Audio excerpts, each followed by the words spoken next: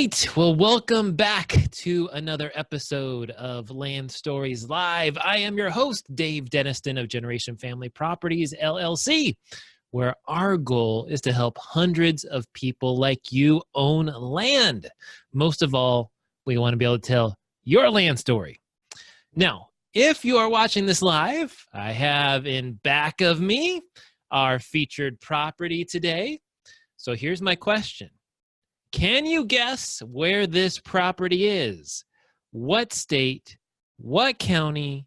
What is the nearest city? So make a guess to all three of these questions by sending me a private message through Messenger on our Generation Family Properties Facebook page and let me know. And by the way, congrats to Mary McLeod. I might be mispronouncing her last name, but she won the last giveaway. So again, can you guess where this property is? What state, what county, and what is the nearest city?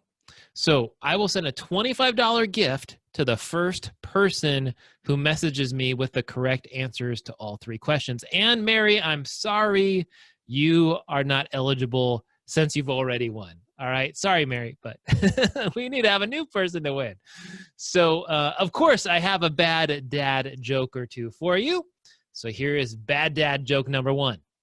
My wife is really mad at the fact that I have no sense of direction. No sense of direction. So I packed up my stuff and write. I packed up my stuff and write. That's bad dad joke number one. Bad dad joke number two. We have a twofer. If a child refuses to sleep during nap, are they guilty of resisting arrest? Wah, wah, wah, wah. I love the bad dad jokes. I would love to hear yours. Have one. Let me know. I will share it on the next episode. All right, my friends. Well, I promised we're going to be covering this 5-acre property behind me, but you're going to have to stay tuned for that. In the meantime, I wanted to chat a little bit about HOAs. And are HOAs a bad thing? Are they a good thing? What might determine what makes a good or a bad HOA? Or should you just avoid them altogether?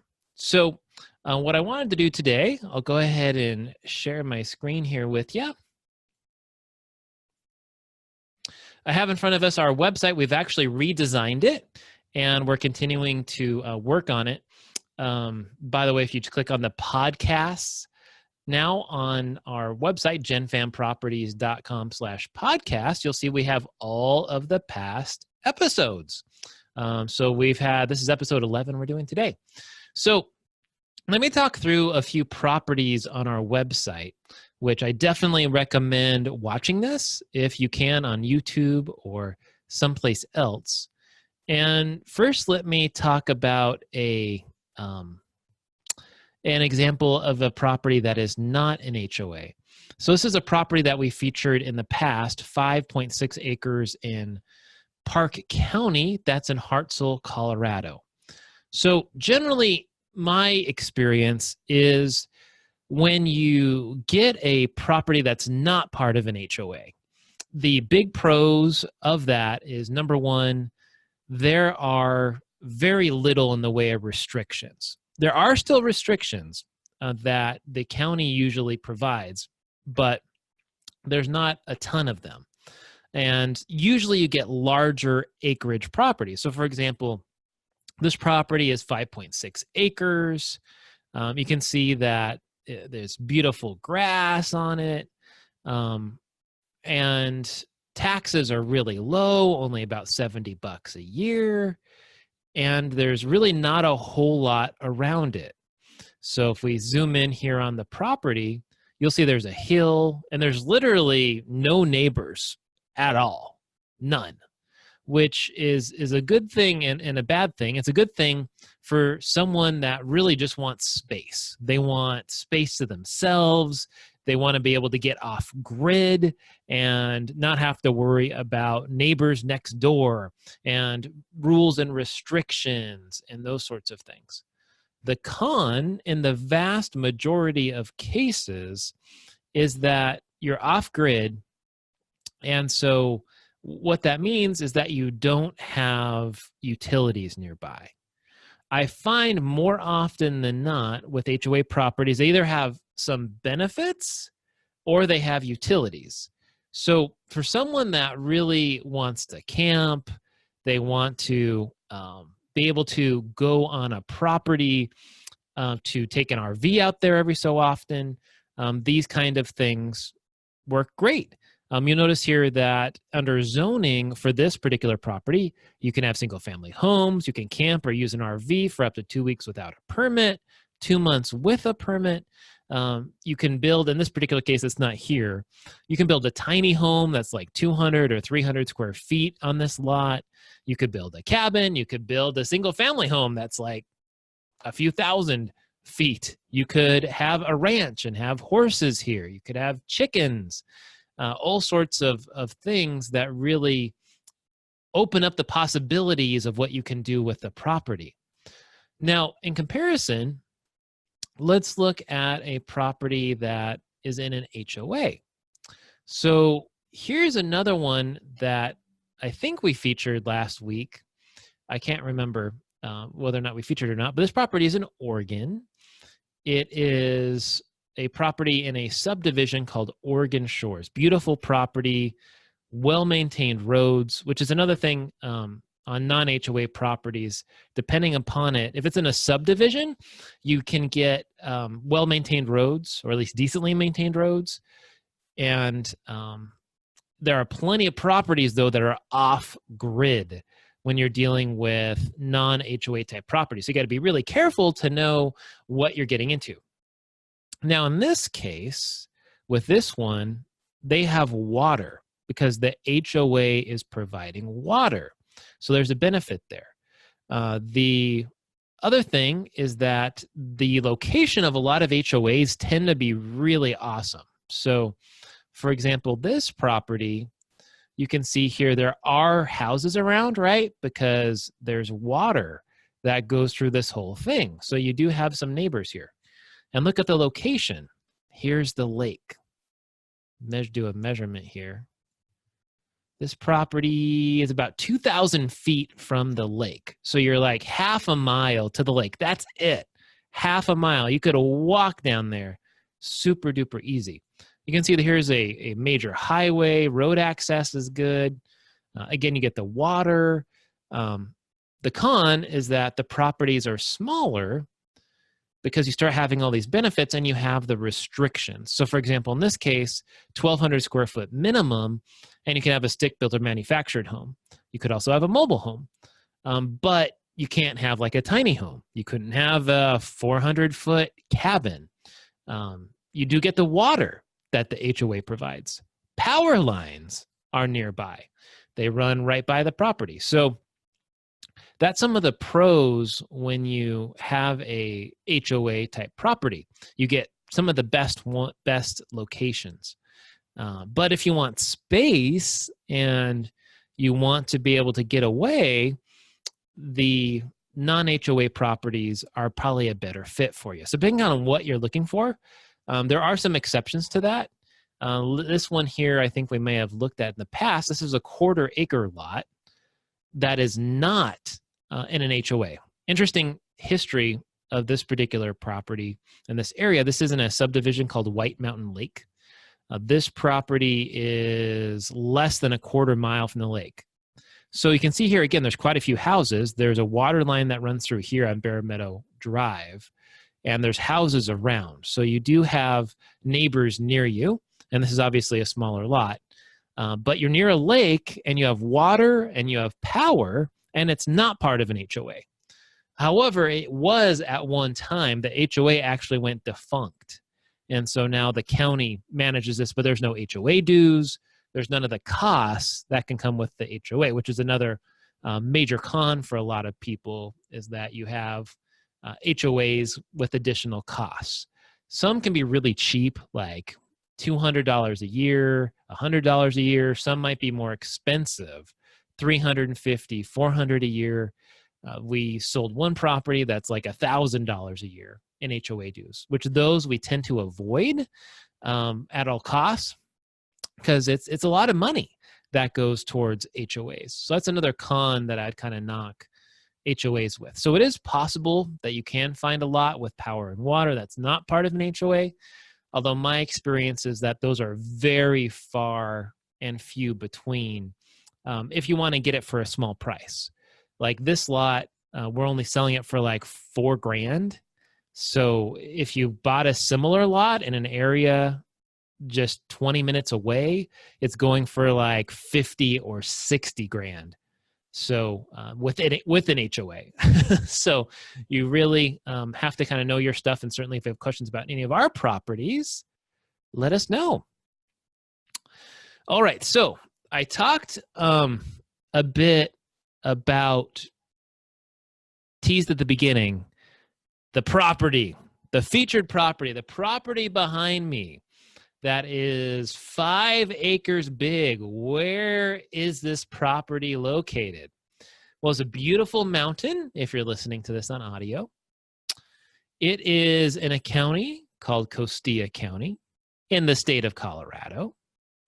And this is a non-HOA type property, like we were talking before. And so this is a great property for someone that wants to be off grid, not have much in the way of neighbors, have beautiful mountain views. You can see land's relatively flat, easy to build on out here. Nearest city, Blanca is the answer. So again, the answer to the questions, which if you listen to this on audio and you message me, you might still win it. You'd be surprised. People sometimes don't listen to these things the whole way through. So Colorado, Costilla County, that's Costilla, and Blanca is the nearest city. Now, this property we had priced out for about $5,000. And you see, I have this problem. I bought like 10 of these things. And so some are listed on our website and some are not. And so you can take advantage right now of buying this property or one similar to it because we're only selling it for $2,800 cash. Or if you're doing owner financing, it's $3,500 plus interest. So huge discount, great opportunity. Let me tell you a little bit about this property. I have the Google Map link pulled up here. It's right at the corner of 2 streets, 9th and Ivy. And if we scroll out here just a little bit, you can see there's Mount Blanca up here. Here's Highway 160. This is the major highway that goes to Alamosa. There's Blanca. There's Fort Garland. You may have seen me feature properties in the past in Forbes Park, which is right over here. 160 is the major highway that goes out to 25, Interstate 25, which goes through Walsenburg. So you would go, if you're in Denver, you'd go Denver, Colorado Springs, down 25 past Pueblo. And then at Walsenburg, you then take headed west onto 160.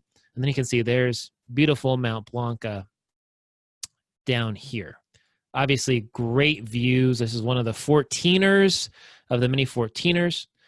If you head north on 150, that takes you out to the Great Sand Dunes, which is a really fun area, really amazing place. If you go further north, you go to Crestone, which is where we've had some properties out in the trees, which has an HOA with utilities. Again, this one is not an HOA.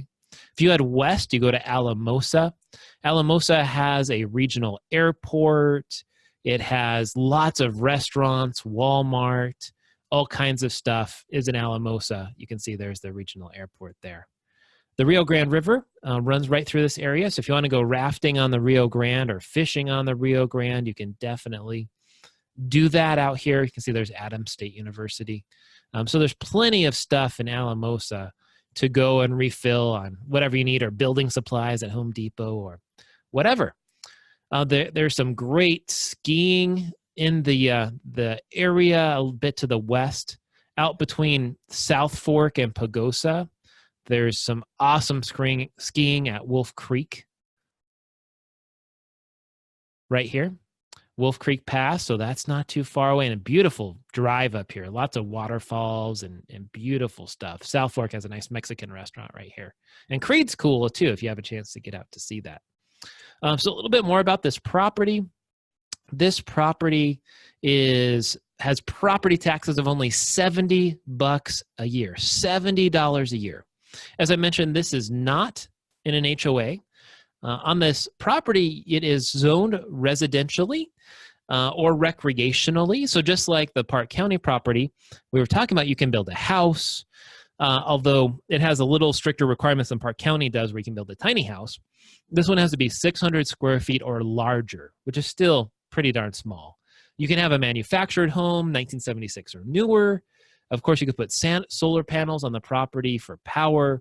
You can have penned-in chickens. You can put gardens out there. You can go camping or RVing about 56 days in the year, 14 days every 3 months. So you can certainly use this for camping or taking RV out there and enjoying it. You can see there's some great roads. We have a whole bunch of pictures here on the website, which is really kind of a cool new feature we didn't have before. You can now scroll between images. Obviously, you have great views of Mount Blanca being so close. Anything else about the property? The only thing you need to do to get started is $249 down. We're not asking for any equity. So $249 down to get started. And then we're looking for about $69 a month. I think the number of months is actually off on that. I think it's closer to 84. So I think we have that as a mistake on the website. Or if you want to buy in cash, it's $2,800. So that is a bit about this property. One of my favorite areas because it's a gateway to so many things, whether you want to go hunting up in the Sangre de Cristo Mountains up here, go hiking up Mount Blanca, going up to the sand dunes, going down the Rio Grande River, or fishing out there. There are so many cool things you can do out here. I believe someone told me there's actually a bird preserve. So if you're someone that likes adventure, you want to have a great spot to go hang out in, this property is priced really, really nicely. And that, my friends, is where we're at today. Would love to hear from you. We tune in to us live, so you have the first chance to get free money and free gifts from us. We go 11:30 a.m. Central on Mondays, 4:30 p.m. Central on Tuesdays. And of course, if you have a question about land, send it to us. Send it to me, contact@genfamproperties.com, or submit it to us through Facebook. Well, thank you again so much, my friends, for tuning into Land Stories with me, Dave Deniston. Make sure to check out all of our properties at www.genfamproperties.com. And if you are looking for land, it would be my honor to speak with you. If you'd like to speak with me directly, give me a call, 775-234-2058. Again, 775-234-2058. Thank you so much. Take care.